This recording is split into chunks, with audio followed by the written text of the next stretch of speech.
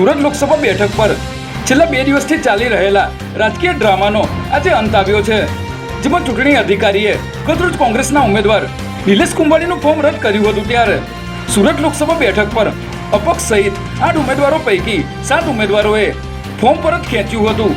બાદમાં બહુજન સમાજ પાર્ટીના ઉમેદવાર ગાયબ થયા બાદ કલેક્ટર કચેરીએ હાજર થયા હતા અને પોતાનું ઉમેદવારી ફોર્મ પરત ખેંચી લીધું છે. ત્યારે ગુજરાતના ઇતિહાસમાં પ્રથમવાર સુરત લોકસભા બેઠક પર ભાજપના ઉમેદવાર મુકેશ દલાલ ચૂંટણી લડ્યા વગર જ બિનહરીફ ચૂંટાઈ ગયા છે.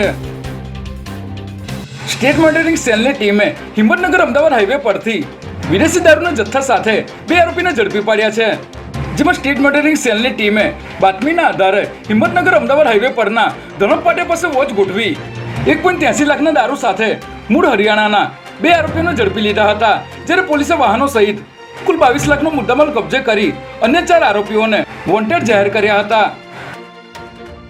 અમદાવાદના બોપલ બ્રિજ નજીક 16 વર્ષની સગીરા સાથે દુષ્કર્મનો બનાવ સામે આવ્યો છે, જેમાં બાંધકામ સાઇટ પર મજૂરી કામ કરતો પરિવાર બોપલ બ્રિજ નીચે ફૂટપાથ પર સૂતો હતો, જેમાં એક 16 વર્ષની સગીરા પોતાની માતા સાથે સૂઈ રહી હતી. ત્યારે આરોપી વિપુલ વાઘેલા અહીં આવ્યો હતો અને સગીરાનું મોં દબાવીને ત્યાંથી લઈ ગયો હતો, જે બાદ આરોપીએ તેના પર દુષ્કર્મ આચર્યું હતું. ત્યારે સમગ્ર મામલે સરખેજ પોલીસે આરોપીની ધરપકડ કરી આગળની કાર્યવાહી હાથ ધરી છે.